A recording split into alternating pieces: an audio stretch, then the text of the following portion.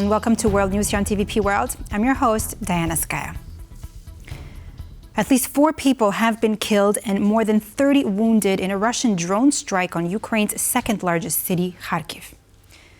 Thursday's attack sparked a series of fires in a residential district. Video released by the State Emergency Service of Ukraine shows firefighters rescuing residents from their burning homes. Kharkiv in northeastern Ukraine is just 30 kilometers from the Russian border and has been targeted by nightly attacks over the past week. In the central city of Dnipro, a local official reported that a mass drone strike left 3 people wounded. And in southern Zaporizhia, the local governor reported that drone strikes injured 1 person. While flying from Washington, D.C. to Florida, Donald Trump was asked about the progress in negotiations on peace in Ukraine. Trump said that so far the European Union was unsuccessful in dealing with Putin, while claiming that he will achieve a diplomatic solution to the conflict with the Kremlin. We'd like to see that stop as soon as possible because thousands of people are being killed a week, soldiers, mostly soldiers, and Ukrainian soldiers and Russian soldiers. And you're losing 2,000, 3,000 sometimes a week. So we're spearheading the drive to get it done. Europe has not been successful in dealing with President Putin, but I think I will be successful. U.S. General Christopher Cavoli confirmed on April 3 that more F-16 fighter jets are being prepared to be transferred to Ukraine as part of ongoing efforts to bolster the country's air defense. On March 19, Ukraine's President Volodymyr Zelensky announced that a new shipment of F-16s had arrived, with more expected later this year. The F-16s play a critical role in defending Ukrainian skies, intercepting Russian missiles, and launching offensive strikes. While U.S. officials have trained Ukrainian pilots to operate these advanced jets, the aircraft provided so far have mainly come from northern European nations, including the Netherlands, Denmark, and Norway. The Netherlands has committed 24 F-16s, while Denmark has pledged 19, and Norway has offered between 6 to 22. These jets are expected to significantly strengthen Ukraine's ability to counter Russian aerial threats and carry out strikes on the front lines. And now let's hear some commentary coming out of the NATO foreign ministers meeting in Brussels. Europe and NATO will stand together for peace on the European continent, said German Foreign Minister Annalena Baerbock before attending the final day of the summit. During her brief statement in the Belgian capital, Baerbock focused on European unity and further EU support for Ukraine. European solidarity with Ukraine in this form has, in my view, not been seen in recent years. Europe has made it clear that we stand up for peace, and not just in words, but also in deeds. The commitments that we have brought to the table in recent weeks make it clear that peace can only be achieved through Ukraine's strength, and that we stand by Ukraine's side together. The U.S. Secretary of State has once again emphasized that NATO is our common alliance that has just celebrated its 70th anniversary and is the strongest defensive alliance in the world. At the same time, we as Europeans have made it very clear that it is now important to show that NATO stands together and is united for peace here, on our European continent. The European Union's goal is to make NATO stronger, announced Kaja Kallas, the EU's High Representative for Foreign Affairs and Security Policy. Speaking to reporters on this second day of meetings with EU foreign ministers, Kallas emphasized that the bloc is on the right track to meet NATO's capability targets. Yesterday we heard Secretary Rubio also saying that they are committed to NATO, but European countries should be stronger. So that is exactly what we are doing. We have the white paper on defense, which is talking about how we can unblock funds to do more for defense, to do more for capabilities, to do more for cooperation, and eventually make NATO stronger. So this plan goes actually hand in hand with the NATO's capability targets. It helps the NATO countries, European countries also to fulfill their capability targets that we have in NATO. So in turn, it makes the whole of NATO stronger, which is our goal.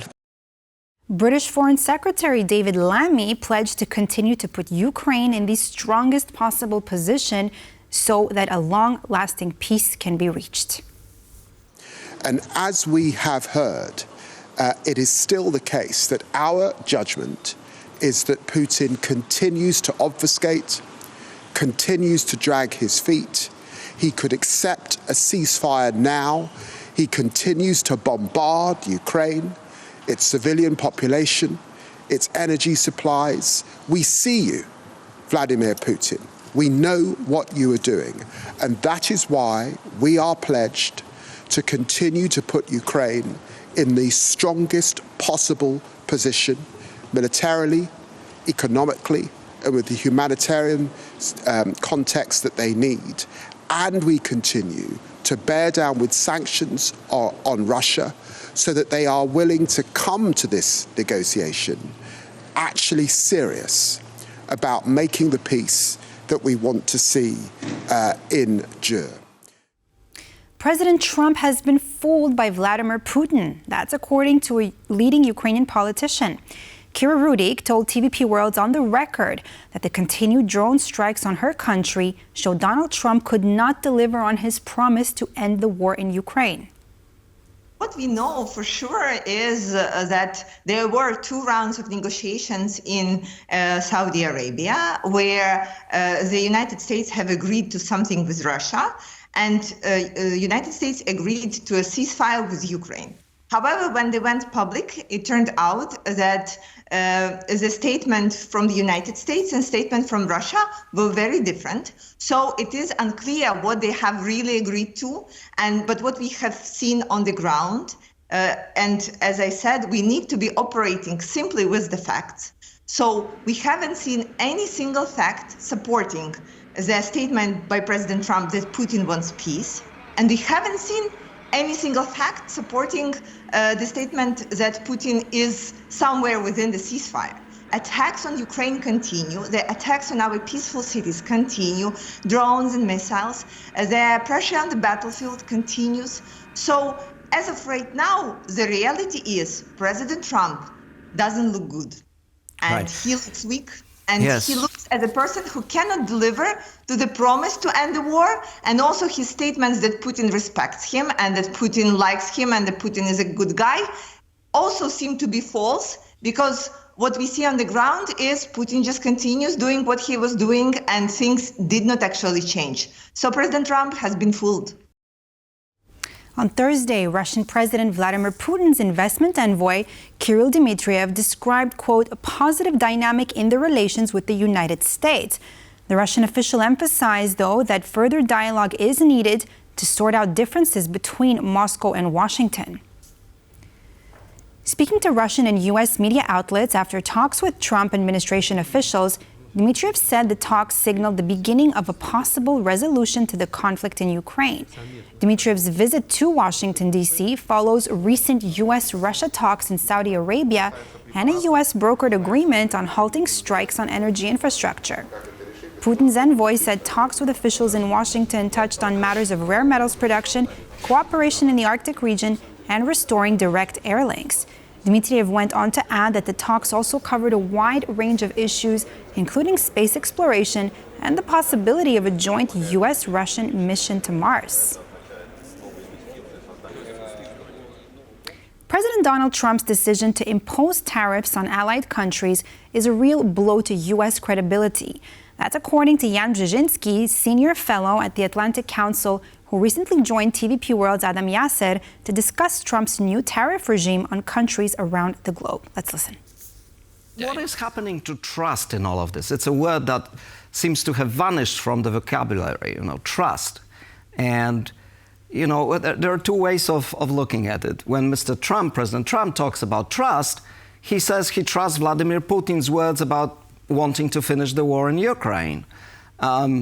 But in other contexts, it's confrontational. It's allies taking advantage of America.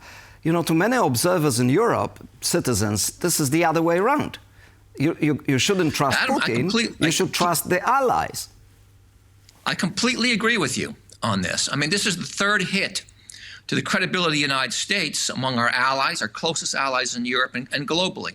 The first is when he said he's not going to defend, President Trump said he's not going to defend allies that don't spend enough on defense.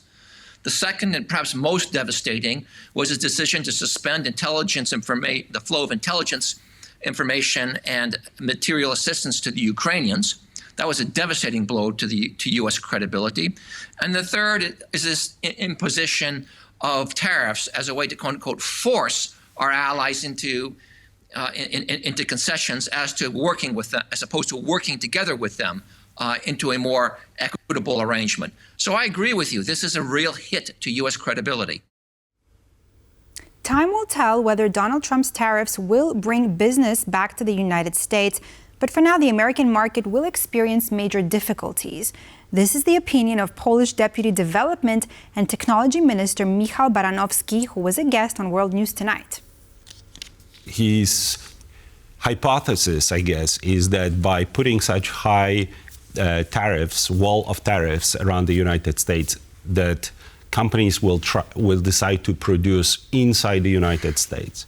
Now, it's certainly hugely disruptive to the American economy and the global economy. Right now, we are seeing the pain that U.S. economy is going through and the pain it will inflict on other economies. Whether this works for America, we'll know in many, many quarters. It's disrupting supply chains.